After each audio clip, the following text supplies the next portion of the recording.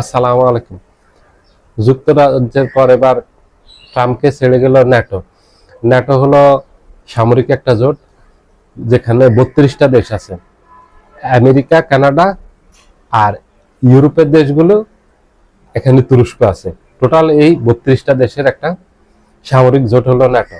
ন্যাটোর নিয়ম হলো, ন্যাটোর একটা দেশে যদি কেউ আক্রমণ করে, তাহলে ধরে নেওয়া হয় যে 32 দেশের উপর আক্রমণ করছে। তখন এই 32টা দেশ একত্রিত হয়ে ওই দেশের উপর আক্রমণ করে। এটা হলো ন্যাটোর নিয়ম, নাহলে ন্যাটো কারোর উপর আক্রমণ করে না। এখন ন্যাটোর সাথে আমেরিকা এই জোটে আছে, এই জোটের নেতৃত্বই দেয় আমেরিকা। ইরানের সাথে এই যুদ্ধে জড়ায় ন্যাটোর সাথে এখন আমেরিকার সম্পর্ক একেবারে শেষ পর্যায়ে চলে আসছে, মানে একেবারে বিচ্ছেদের পর্যায়ে ন্যাটোর সাথে আমেরিকার সম্পর্ক।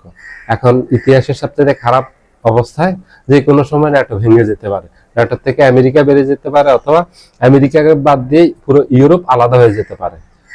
কানাডা থাকবে, শুধু আমেরিকাকে বাদ দিয়ে বাকি 31টা দেশ নিয়ে ন্যাটো থাকবে।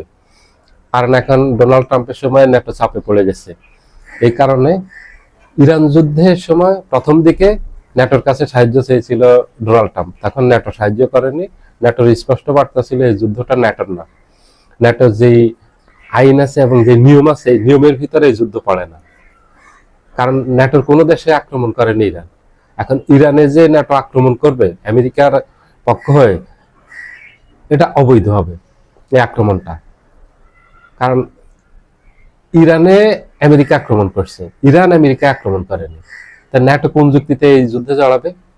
ন্যাটোর নিয়ম অনুযায়ী ন্যাটো জড়াতে পারে না, এই জন্য জড়ায়নি। এবং ডোনাল্ড ট্রাম্প সাহায্য চেয়েছে হরমুজ প্রণালী সচল রাখার জন্য। ডোনাল্ড ট্রাম্পকে একেবারে যুদ্ধের প্রথম সপ্তাহে নিষেধ করে দিয়েছে যে এটা আমাদের যুদ্ধ না, এটা এই যুদ্ধে ন্যাটো জড়াবে না। পার্সোনালি তখন ন্যাটো বাদ দিয়ে ডোনাল্ড ট্রাম্প ব্রিটেনের কাছে সাহায্য চেয়েছে, জার্মানির কাছে চেয়েছে, ইতালির কাছে চেয়েছে, স্পেনের কাছে চেয়েছে, গ্রিসের কাছে চেয়েছে।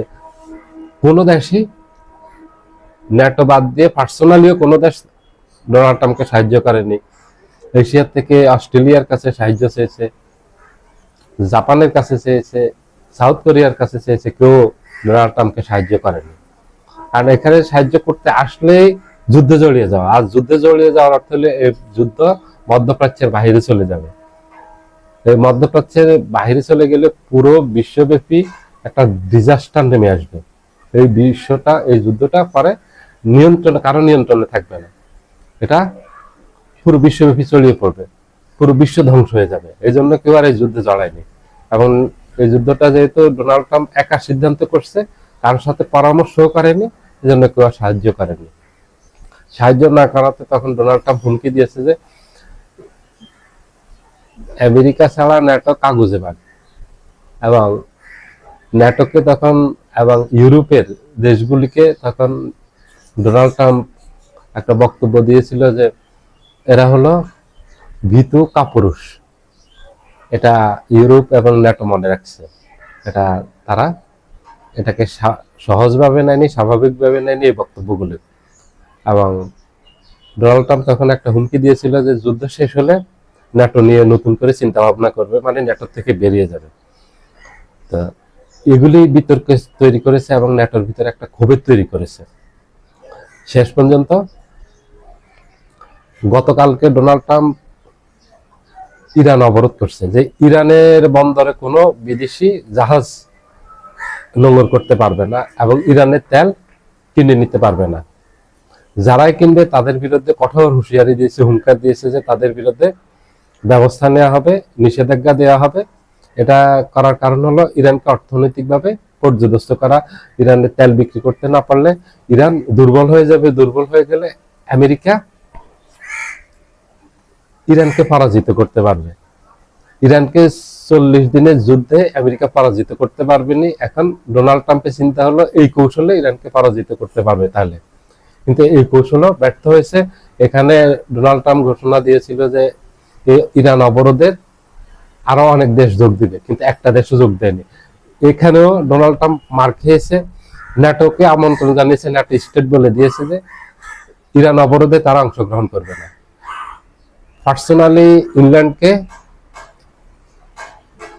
স্পেনকে, গ্রিসকে আমন্ত্রণ জানিয়েছে। ওরা একেবারে স্ট্রেট নিষেধ করে দিয়েছে যে ইরান অবরোধে তারা অংশগ্রহণ করবে না, এখানে তারা জড়াবে না। এই সমস্যা সমাধান এইভাবে না, এই সমস্যার সমাধান হবে কূটনৈতিক ভাবে। যে সমস্যাই হোক ইরান নিয়ে সব কূটনৈতিক ভাবে সমস্যার সমাধান হবে।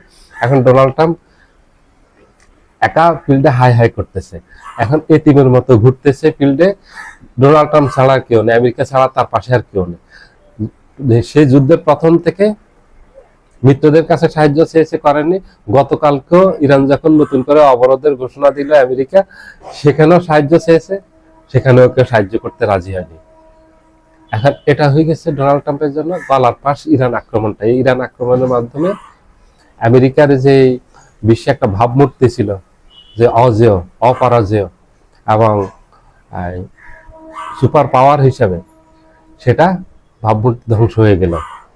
কারণ হলো ইরানকে আমেরিকার মতো সুপার পাওয়ার যে পরাজিত করতে পারেনি, এটা পুরো বিশ্ব কাছে প্রমাণিত হয়েছে, একেবারে দৃশ্যমান সত্যি। এটাকে লুকানোর কিছু নাই, গোপন করার কিছু না, আড়াল করার কিছু নাই। এই যুদ্ধে আমেরিকা পরাজিত হয়েছে, ইসরায়েল পরাজিত হয়েছে।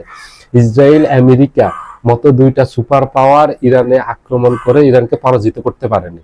এবং আমেরিকা বারবার ইরানকে চাপ দিয়েছে যুদ্ধবিরতির আলোচনার জন্য। যুদ্ধবিরতির আলোচনা কখন প্রস্তাব দেওয়া হয়? যখন দেখে যে হেরে যায়, যে পক্ষ হেরে যায় ওরা। ইরান কখনোই যুদ্ধবিরতির জন্য প্রস্তাব দেয়নি, প্রস্তাব দিয়েছে ডোনাল্ড ট্রাম্প বারবার, এবং চাপ প্রয়োগ করছে। চাপ প্রয়োগ করে যুদ্ধবিরতির জন্য প্রস্তাব দিয়ে আলোচনায় বসছে। এখানে তো ইরানের পরাজিত হয়নি, আর ইরান কোন প্রস্তাব দেয়নি, এবং ইরানকে পরাজিত করতেও পারেনি। যত কৌশল করছে ডোনাল্ড ট্রাম্প, কোনো কৌশলে সফল হয়নি। ইরানের সব কৌশল ব্যর্থ হয়েছে ডোনাল্ড ট্রাম্প এবং নেতানিয়াহু। সবাই ভালো থাকবেন, আল্লাহ হাফেজ।